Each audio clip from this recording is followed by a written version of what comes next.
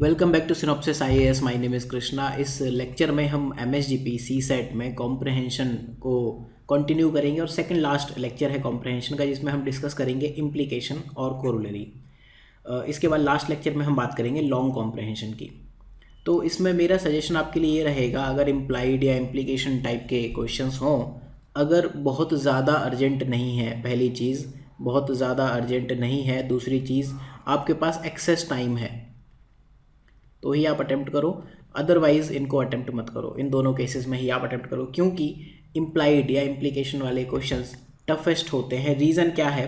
एक तो आप ऑप्शन पढ़ के पैराग्राफ के बारे में कोई आइडिया नहीं लगा सकते, ठीक है। जो हमने स्टेप समझे थे यहाँ पर किसी पैराग्राफ को आसानी से सॉल्व करने के लिए, वो बहुत अच्छे से वर्क करते हैं, इन्फरेंस में वर्क करते हैं, एजम्पशन, कंक्लूजन, क्रक्स में वर्क करते हैं, बट इम्प्लीकेशन कोरोलरी में वर्क नहीं करेंगे, आर्ग्यू में भी वर्क नहीं करेंगे। इसके लिए आपको पैराग्राफ पढ़ना पड़ेगा, ठीक। तो यहाँ पर आप सिर्फ और सिर्फ क्वेश्चन देख सकते हो कि क्या पूछ रहा है, इम्प्लीकेशन पूछ रहा है, ठीक है, कीवर्ड आपने देख लिया, राइट, करेक्ट इनकरेक्ट की बात कर ली। इसके बाद ऑप्शन पढ़ के आप कुछ नहीं समझ सकते, इम्पोस्टर आप नहीं ढूंढ सकते, आपको पैराग्राफ पर जाना पड़ेगा, तो डेफिनेटली टाइम आपका ज़्यादा जाएगा। दूसरा, इसमें जो क्वेश्चंस हैं आपके इम्प्लीकेशन में, अगर आप देखो तो यहाँ क्वेश्चन में क्या है, एक पैराग्राफ दिया हुआ है, उसके बाद यहाँ कुछ एमसीक्यू के लिए स्टेटमेंट दिए, उसके बाद ऑप्शन सेट किए, तो क्वेश्चन की लेंथ भी बढ़ा दी। एजम्पशन में हमने देखा बस सीधे ये वाला पार्ट छोड़ के सीधे ABCD दे देता है, राइट। तो एक ये चीज़ है। एंड जो सबसे इम्पॉर्टेंट चीज़ है इम्प्लीकेशन में, अगर हम इसका मीनिंग पर जाएं, तो इम्प्लीकेशन और इन्फरेंस दोनों ही अनस्पोकन कम्युनिकेशन थे।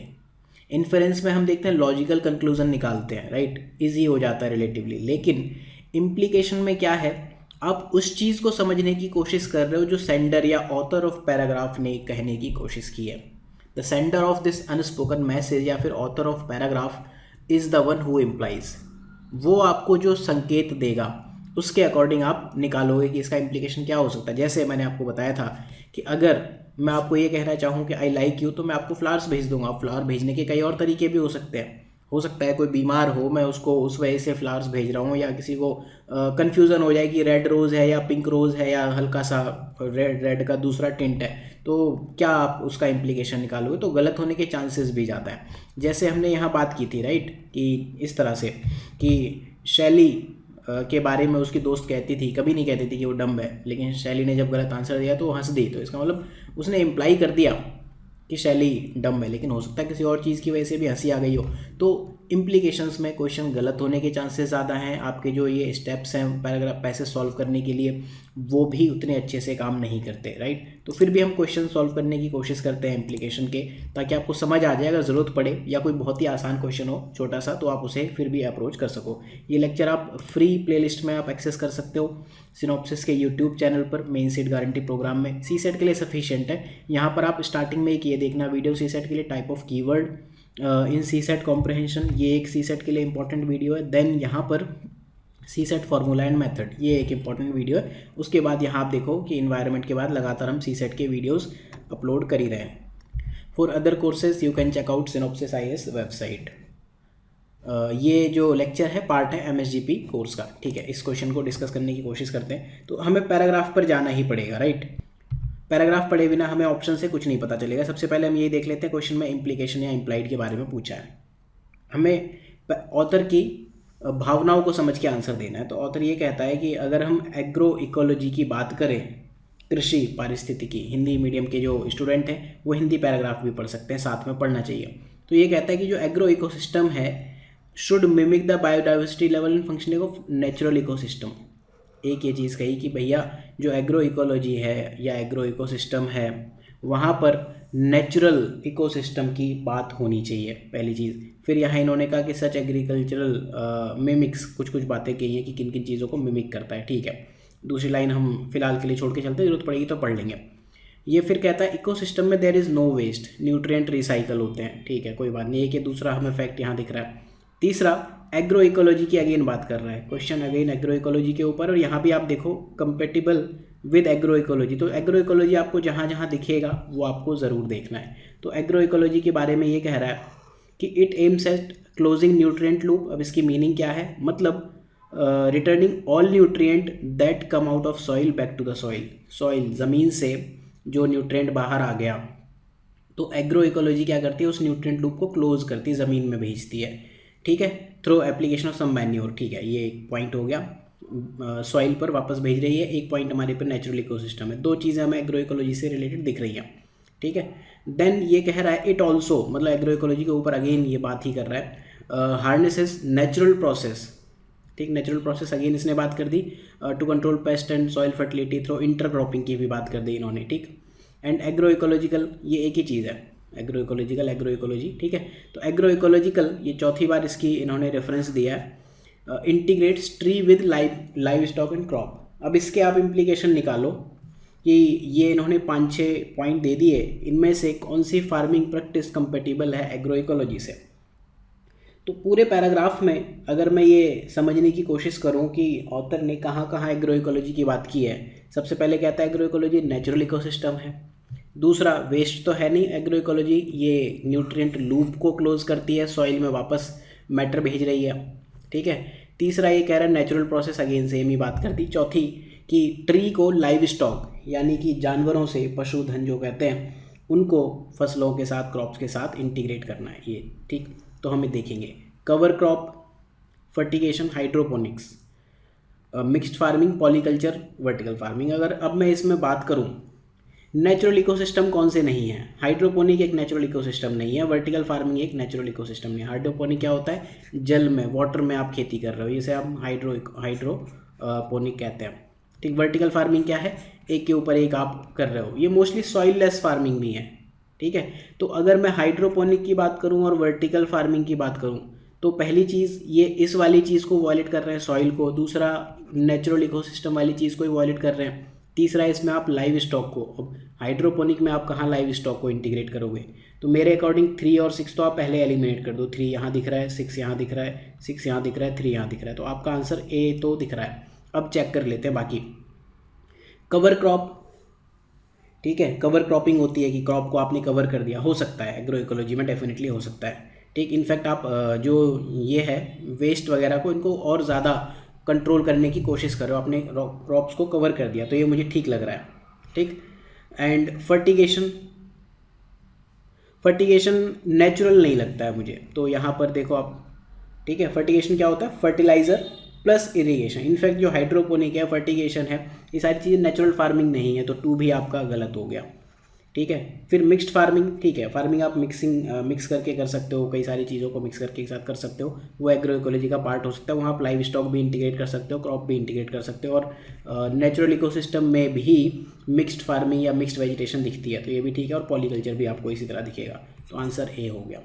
तो इसको समझने के लिए आप ये टाइम देखो कितना टाइम जाता है, 8 मिनट, लगभग 8 मिनट में से 3 मिनट आप मेरी बकवास समझ लो, तो 4 से 5 मिनट आपको लग रहे हैं। अगर आप बहुत अच्छे हो तो 2 से 3 मिनट लगेंगे, तो ये एक अच्छी चीज़ नहीं है कि इम्प्लीकेशन वाले क्वेश्चन करो और उसके बाद भी चांसेस कम है कि ये क्वेश्चन आप सही कर लोगे। तो फिर भी मैंने आपको बता दिया इम्प्लीकेशन के क्वेश्चंस किस तरह से अटेम्प्ट करने, अगर आप प्रैक्टिस कर पाओ देन वेल एंड गुड, या छोटे पैराग्राफ हो तो आप कर सकते हो, कुछ पैराग्राफ यहाँ छोटे हैं भी। अगला क्वेश्चन देखते हैं, ये बात कर रहा है काफ़ी सारी टेक्नोलॉजी के कमोडिफिकेशन से होने वाली दिक्कतों की, ठीक है। इमीडिएट फ्यूचर में काफ़ी सारी टेक्नोलॉजीज़ का कमोडिफिकेशन दिखेगा, जैसे कि इन्होंने कुछ टेक्नोलॉजीज़ बता दी हैं, ठीक है, ऑटोमेटिक वेपन, यहाँ तक सारी चीज़ें चल रही हैं, ठीक। इसकी वजह से कॉन्ड्रम्स यानी कि प्रॉब्लम्स, समस्याएं पैदा होंगी। अब यहाँ पर बात कर रहे हैं मोरल क्वेश्चन क्या आएगा इनसे, जैसे इन्होंने केस स्टडी लिया ड्राइवरलेस कार की, यहाँ इन्होंने बात की थी, ठीक है। अब मॉरल क्वेश्चन ये है कि ड्राइवरलेस कार को 2 लोगों में चूज़ करना पड़े तो कैसे चूज़ करेगी, ठीक। तो आंसर इज़ बहुत सिंपल एंड कॉम्प्लेक्स, यहाँ कुछ बात की गई है, किस एंगल पर मुड़ेगी कार, ये सारी बातें की गई है। फिर यहाँ पर जो मुझे एक इंपॉर्टेंट चीज़ दिखती है, ये कुछ बातें करने की कोशिश कर रहा है। If the driverless car is in Dublin, car place A पर है, how would it take the decision, government decide करेगी, ठीक है, या फिर कार का original code writer in California जिसने कोड लिखा है, मतलब जो बी जगह पर बैठा है, या फिर सॉफ्टवेयर प्रोग्रामर इन हैदराबाद जो सी प्लेस पर बैठा है, या फिर जिसे मेंटेनेंस दिया है जो डी पर बैठा है, या कोई और। तो ये कह रहा है if different national jurisdiction have different fine print, अगर कंट्रीज़ के लॉज अलग हुए या काफ़ी सारी चीज़ों पर उनको देखने का नज़रिया अलग हुआ, एटीट्यूड अलग हुआ, तो आप कैसे प्रायोरिटाइज़ करोगे ह्यूमन लाइफ को कैसे सेव करना है, और साथ में जो इकोनॉमिक जैसी चीज़ें हैं जैसे इंश्योरेंस और इन्वेस्टमेंट डिसीजन, ये सारी चीज़ें आप कैसे देखोगे, राइट। तो बेसिकली क्वेश्चन इसी बारे में कर रहा है कि टेक्नोलॉजी से होने वाली प्रॉब्लम्स क्या क्या हो सकती हैं, उनसे आप कैसे निपटोगे, राइट। तो क्वेश्चन क्या कह रहा है, इनमें से कौन सा स्टेटमेंट बेस्ट रिफ्लेक्ट करता है इसका इम्प्लीकेशन जो हम ड्राइव कर सकते हैं। मतलब अब अगेन ऑथर ने क्या कहने की कोशिश की, स्टेटमेंट बाई स्टेटमेंट समझने की कोशिश करते हैं। स्टेटमेंट नंबर 1 क्या कहता है, too much globalisation is not in the best interest of any country. ठीक है, देखो ग्लोबलाइजेशन के घाटे की तो बात की है कि ABCD की जगह से अलग अलग जगह से चीज़ें कंट्रोल हो रही हैं तो क्या इश्यूज आएंगे, लेकिन ऐसा कहीं इन्होंने एक्सप्लिसिटली नहीं कहा कि ग्लोबलाइजेशन बेस्ट इंटरेस्ट में नहीं है किसी कंट्री के लिए। लगातार ऐसा तो नहीं कहा, एक्सट्रीम स्टेटमेंट भी है। अगर आपकी लॉजिकल अंडरस्टैंडिंग या इंटेंट, जो बेसिकली मैंने क्या कहा था इम्प्लीकेशन में, इंटेंट या उसका जो हिंट है उसको आप समझने की कोशिश करो, इंटेंट को समझने की कोशिश करो, तो उसके अकॉर्डिंग ये गलत है। ऐसा इसने कहीं बात करने की कोशिश नहीं की है। इश्यूज़ क्या कह रहा है ये, जो कि चैलेंजेस हैं, करंट टर्म्स हैं ड्यू टू मॉडर्न टेक्नोलॉजी के कमोडिफिकेशन, उससे क्या चैलेंजेस हैं, ग्लोबलाइजेशन की बात नहीं कर रहा है। तो स्टेटमेंट नंबर 1 गलत है। तो जैसे ही हम 1 गलत करते हैं A, B, D एलिमिनेट हो जाते हैं, आंसर आ जाता है। फिर भी हम बाकी चीज़ों को सॉल्व करने की एक बार कोशिश ज़रूर करते हैं। ठीक है, दूसरा कहता है modern technologies are increasingly blurring the economic border. सही बात की है इन्होंने। ठीक, यहाँ आपने देखो बात, यहाँ पर देखो इन्होंने क्या कहा कि डबलिन में कोई कार है और आयरिश गवर्नमेंट उसको कंट्रोल करेगी, या कैलिफोर्निया वाला या फिर हैदराबाद वाला या फिर कहीं और वाला। तो इकोनॉमिक बॉर्डर्स को तो डेफिनेटली ये जो मॉडर्न टेक्नोलॉजीज़ हैं ये ब्लर कर रही हैं। साथ में यहाँ इन्होंने इकोनॉमिक की बात भी कर रही है, इन्वेस्टमेंट और इंश्योरेंस की।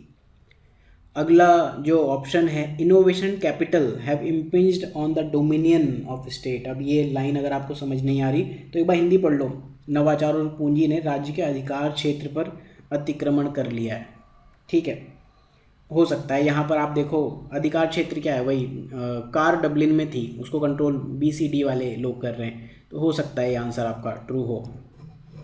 देन जो नेक्स्ट स्टेटमेंट है, public policy of every country should focus on developing own supply chain. तो ऐसा मुझे कहीं दिखा नहीं कि पब्लिक पॉलिसी मेकिंग पूरे पैराग्राफ में कहीं नहीं लिखा। पूरे पैराग्राफ में सिर्फ 2 बात की हैं, एक कि कार कैसे चलेगी, मॉरल क्वेश्चन की बात कर रहा था कि कार को 2 में से एक को चूज़ करना, वो कैसे चूज़ करेगी। दूसरा अलग अलग ज्यूरिसडिक्शन की बात की है, या फिर चैलेंजेस बताए कि टेक्नोलॉजी के कमोडिफिकेशन से क्या होगा। तो कहीं पब्लिक पॉलिसी की बात नहीं की, सप्लाई चेन की भी बात नहीं की। ठीक है, ये इनडायरेक्ट हिंट आप ज़रूर ले सकते हो, लेकिन वो इतने डिटेल में भी नहीं जाना है। हिंट और इम्प्लीकेशन में आपको एक चीज़ ध्यान रखनी, जो इमीडिएट आपको हिंट दिख रही है वो, ये नहीं कि ऐसा होगा तो ऐसा हो जाएगा, फिर वैसा हो जाएगा, फिर वैसा हो जाएगा। तब तो ये सारी चीज़ें सही हैं, सारे स्टेटमेंट ठीक हो जाएंगे। देन नेक्स्ट स्टेटमेंट क्या कहता है, geopolitics will have to reconcile too many ambiguities and uncertainties. ठीक है, यहाँ आपके पास आंसर में भी दिख रहा है, वो पैसेज रेफर कर ही रहा है कि क्या क्या एम्बिग्विटीज़ हो सकती हैं, क्या क्या अनसर्टेनिटीज़ हो सकती हैं, इन सारी चीज़ों की बात की है। तो as per me answer should be C। कुछ लोगों ने आंसर इसका A भी दिया है, आई डू नॉट नो क्यों दिया है, कैसे दिया है, हो सकता है कि लॉजिक उनका कुछ डिफरेंट हो। अगेन आप जो मैसेज रीड करते हो उसके अकॉर्डिंग आपको आंसर देने हैं। ठीक है, तो इस वे में हम इम्प्लीकेशन के क्वेश्चन सॉल्व करेंगे। अगला एक और क्वेश्चन हम इम्प्लीकेशन का देख लेते हैं। अब इस पैराग्राफ में देखो सबसे पहली दिक्कत क्या है कि ये INBC की बात कर रहा है, जो एक गंदा सा टॉपिक होता है, बहुत लोगों को पसंद नहीं है ये पढ़ना। तो ये पैराग्राफ देखते ही तो आपका दिमाग ख़राब हो जाएगा। सजेशन में भी वही अगेन ऑथर की हिंट की बात कर रहा है, तो इम्प्लीकेशन जैसा ही क्वेश्चन है।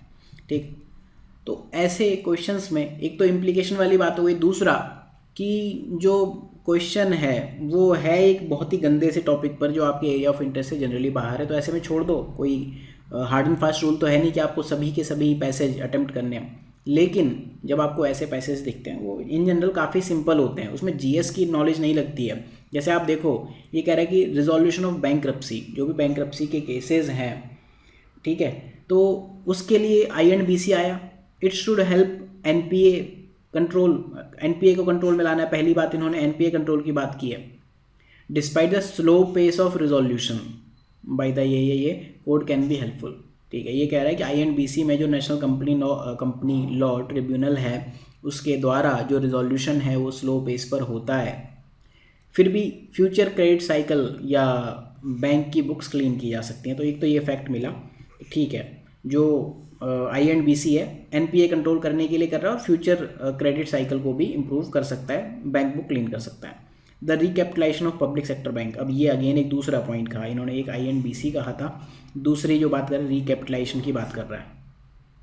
It can help increase the capital cushion of the bank, ठीक है, जो गुंजाइश पूंजी हिंदी मीडियम में यही लिखा हुआ है, तो उस वजह से बैंक ज़्यादा लैंडिंग कर सकते हैं और इकोनॉमिक एक्टिविटी बून हो सकती है, बूस्ट हो सकती है।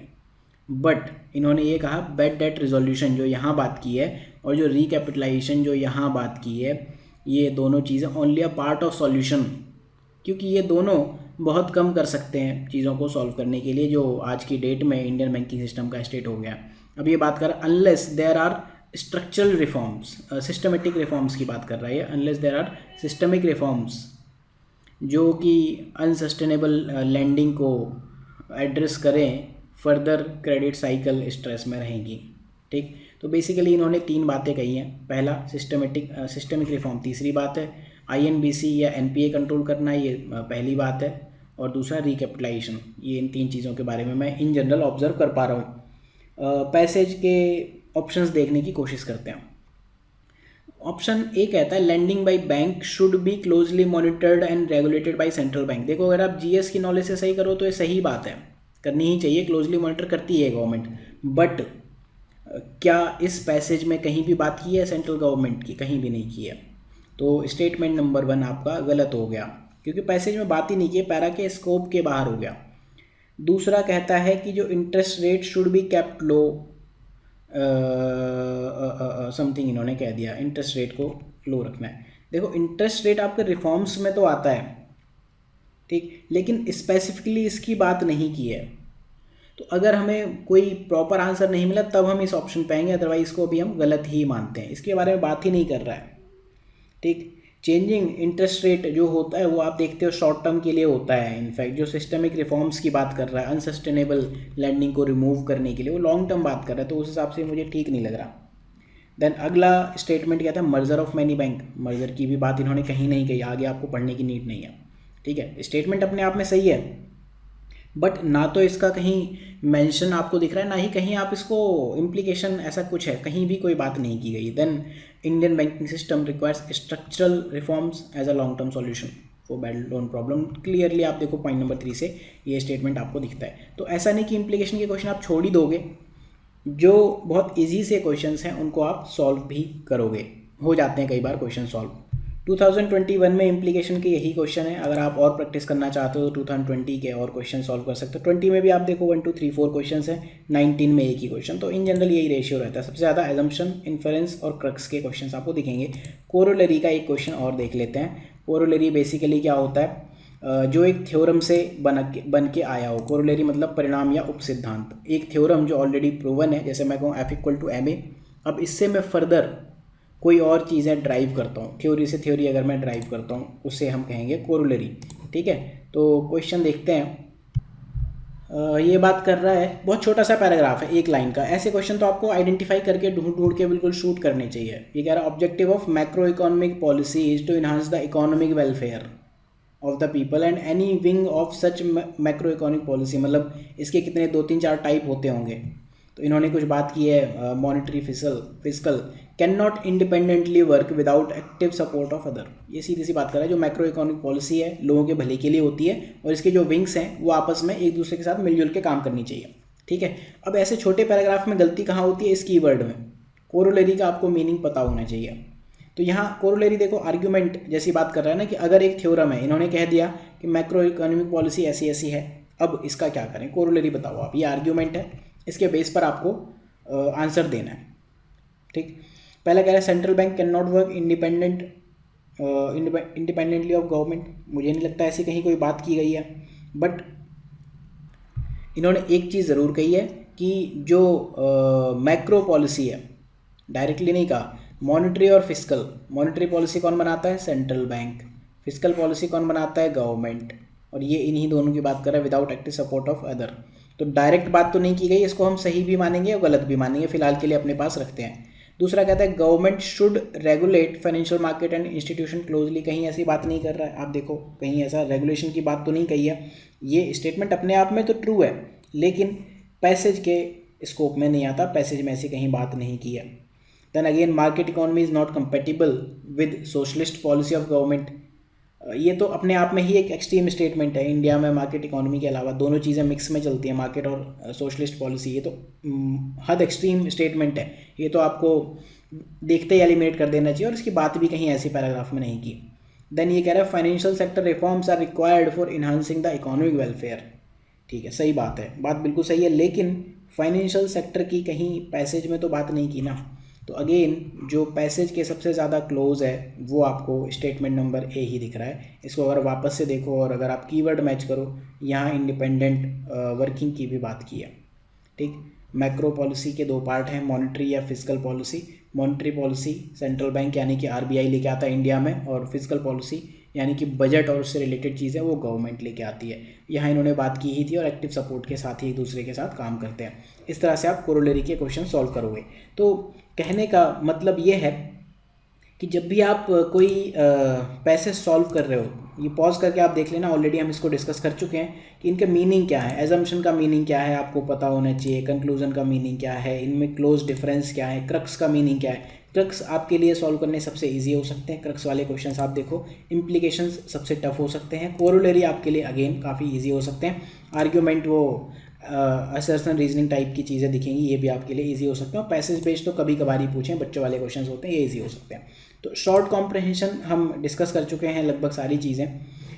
बाकी जो एक लेक्चर हम लॉन्ग कॉम्प्रहेंशन में देखेंगे, हालांकि 2021 में सिर्फ एक ही क्वेश्चन है, 2020 में काफ़ी है, 19 में काफ़ी थे, पहले काफ़ी पूछता आया है, लेकिन लॉन्ग कॉम्प्रहेंशन से एक ही क्वेश्चन पूछा, एक आइडिया मतलब क्रक्स के ऊपर बात की है, इस वाली कैटेगरी में आएगा, और दूसरा इन्होंने कहा पैरा बेस्ड, पैसेज के बेस पर ये क्वेश्चन पूछ लिया। राइट, तो मिलते हैं एक और लेक्चर में, उसमें हम बात करेंगे लॉन्ग कॉम्प्रहेंशन की। तब तक के लिए आप सिनॉप्सिस आईएएस को फॉलो कर सकते हो वेबसाइट पर, पेड या फ्री कोर्सेज आप जो भी ज्वाइन करना चाहो, special courses, GS and optionals, and जो फ्री प्लेलिस्ट है। Thank you for watching, have a good day, do subscribe and share.